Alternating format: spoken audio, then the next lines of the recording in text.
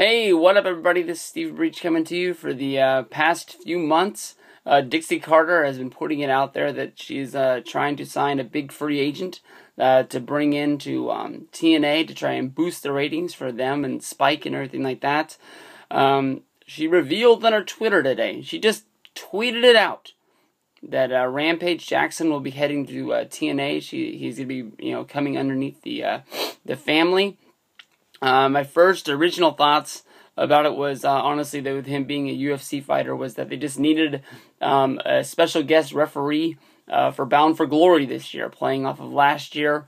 They had King Mo make his big debut, which was supposed to be honestly a real big thing for them and Bellator, and them coming together under the Spike channel. King Mo hasn't been seen in TNA since. He's honestly just about a year later finally wrestled his first wrestling match, and people said there wasn't really much of anything to be talking about there.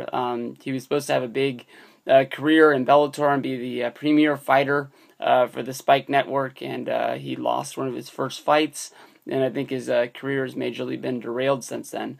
But Rampage Jackson is honestly a household name. I think everybody knows of him from his UFC days, being the light heavyweight champion for a long number of years. He lost the title in 2011, and what a lot of people thought would be his last fight when he lost to John Jones.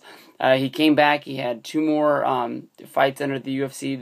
This last one being most recently on the UFC on Fox special back in January. Around the time of the Super Bowl, when they do their big fight every year.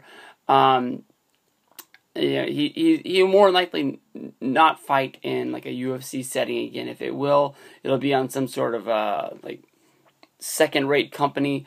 But you could see him moving into wrestling. If you can remember back into 2010, when the Monday Night Raw and Vince McMahon were doing the Raw hosts, which everybody I think just grabbed their head like, oh my gosh, I can't believe somebody's talking about those. Let those go. They're in the past. But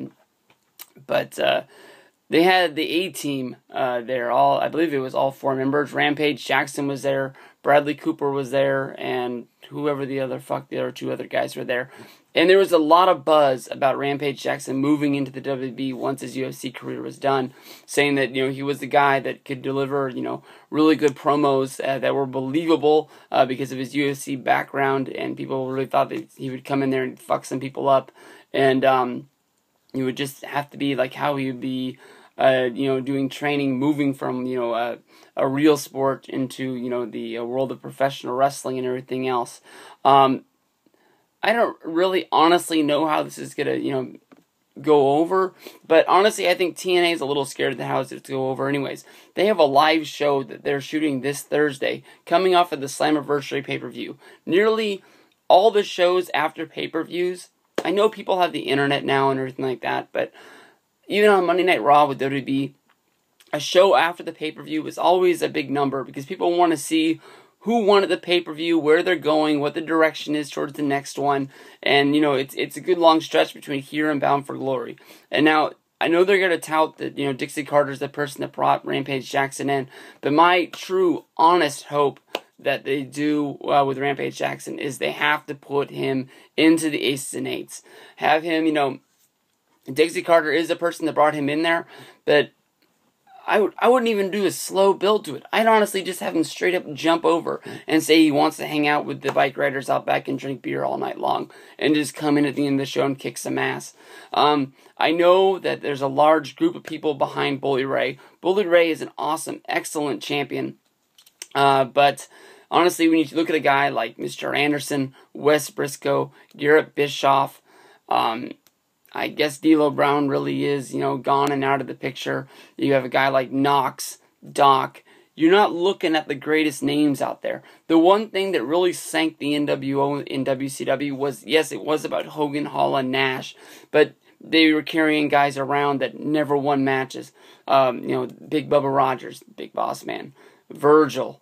I guess you have to call him by his WCW name, Vincent, Michael Wall Street. So, I don't know, because that's the one way you can really have him in there, and he can really protect who he is, because I'm guessing they're going to want to throw him in the ring sooner than later. I mean, like the King Mo thing was sort of pushed like he was going to be wrestling sooner than later, and here it is a year later, and he's finally wrestling his first match for Ohio Valley. So, I don't even know if this is going to be a joint effort that Spike signed him, and he's going to be between both companies, Bellator and TNA. But I mean, it's definitely going to be something to have him there. So we'll have to see where we go from there. But it looks like Rampage Jackson is going to be the big free agent signing for TNA this summer. It's only a matter of time of seeing when they're going to debut. I guess people, be thinking that they actually signed somebody like John Morrison. I was actually thinking they might have signed somebody like Shelton Benjamin. We'll have to see. They're going to put entertainment on the front burner, and they're going to put actually wrestling skills to the back burner. But this is TNA, so what were you expecting? Peace out, everybody. Have a good day.